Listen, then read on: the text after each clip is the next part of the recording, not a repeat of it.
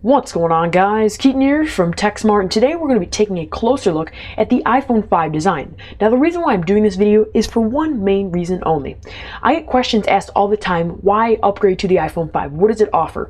And usually the response that I'll give, and this is from the 4S to the 4, was because they just add a couple features and they could sell it and do very well and be successful at it. That's what Apple is known for. But with the iPhone 5, it really changes the game, and I feel like people need to know why this phone is this phone and why it is one of the best smartphones on the market. So we're going to go ahead and start off with the front here. So as we can see up on the top, we have our 720p front-facing camera. Excuse me there. We have our speaker for the top part. We have the gorgeous 4-inch screen, and that is just a huge upgrade. And coming to the bottom here, we have our home button. Coming to the side here, we have our volume rockers as well as the mute and unmute switch.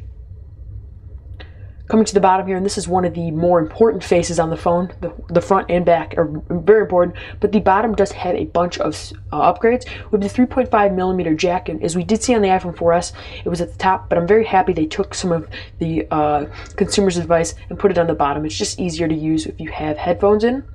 They added the speakers, and there's physical speaker holes here versus the speaker being inside the 30-pin dock connector, as we did see on the iPhone 4S. And then the last prominent thing we see here is the lightning charging port, if you will.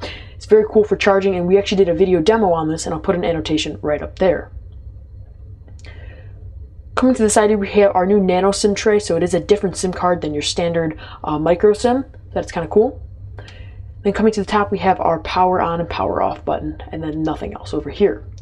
So another important face on this phone is the back, and they did a lot of cool things to the back, in which I do like. We have the 8-megapixel camera. It didn't change in terms of megapixels, but it is made out of sapphire. We have the LED there, LED flash. And then we have this kind of black slate backing. You can see how it's two-tone from a black to an aluminum. And this is to prevent drops, because if we did see on the iPhone 4 and 4S, it was made out of glass. And if you dropped it and it cracked, you got a cracked back, my friend. And it is just not nice having a cracked back. I had it twice, and it is not fun. So what the aluminum is supposed to do is keep it a little bit more safe. But one report is saying the aluminum scratches easier, so there's pros and cons to everything. So we have this nice black slate here, and then we have the same black as we do see on the top.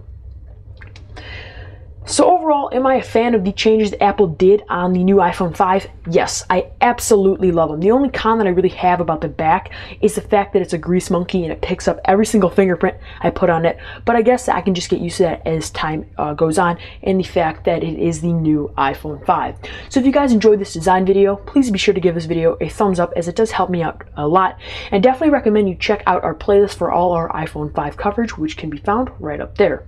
Thank you guys again, and I look forward to seeing you in my next video. Bye-bye.